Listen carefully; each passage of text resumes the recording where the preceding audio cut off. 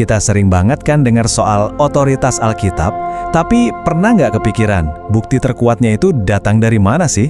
Nah, di bahasan kali ini kita bakal nemuin jawabannya dari sumber yang mungkin nggak pernah Anda duga sama sekali. Yuk, kita mulai. Pertanyaannya kelihatannya simpel ya, tapi sebetulnya dalam banget. Gimana caranya sebuah teks kuno bisa punya otoritas mutlak di zaman sekarang? Ini kan tantangan beneran. Tapi, justru bukti paling kuat buat Alkitab itu datang dari teladan yang paling nggak disangka-sangka.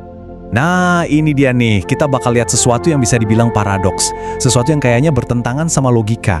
Di mana justru bukti paling dalam buat otoritas kitab suci itu datang dari pribadi yang harusnya kan ada di atasnya.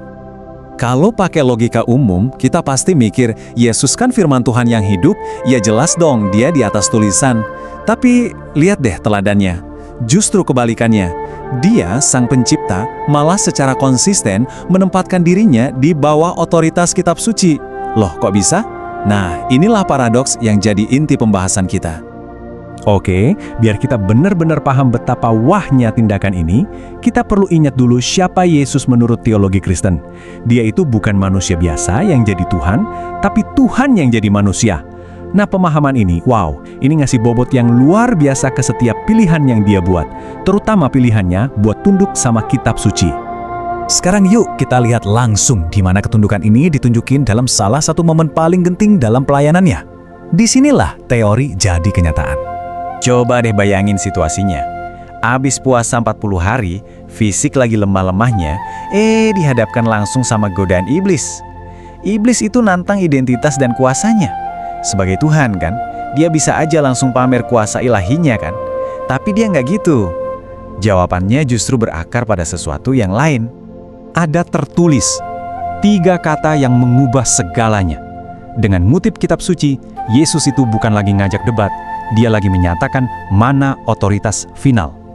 Jawabannya ini menegaskan kalau firman yang tertulis itulah standar kebenaran paling tinggi, bahkan buat Tuhan sendiri yang lagi jadi manusia. Dan ini bukan cuma sekali itu aja loh. Sepanjang pelayanannya, Yesus itu konsisten banget meninggikan kitab suci. Dia pakai kutipan Alkitab sebagai kata penutup dalam perdebatan teologi. Dia juga nyebutin cerita-cerita kayak Yunus di perut ikan itu sebagai fakta sejarah, bukan dongeng. Terus, dia juga meyakinkan pengikutnya kalau semua nubuatan di dalamnya itu pasti bakal terjadi. Jadi dia memperlakukan seluruh kitab suci sebagai sesuatu yang absolut dan bisa dipegang. Oke, jadi apa sih intinya? Kenapa semua ini penting banget buat kita sekarang? Apa dampaknya buat cara kita ngelihat Alkitab di kehidupan kita sehari-hari? Nah, pertanyaannya jadi personal banget kan? Kalau Yesus, sang firman hidup yang mengilhami setiap kata dalam Alkitab, aja milih buat tunduk sama kitab suci, terus kita siapa? Posisi kita di mana? Kalau kita ngaku pengikutnya, ya mengabaikan otoritas kitab suci itu bukan cuma nggak logis, tapi bisa dibilang sombong.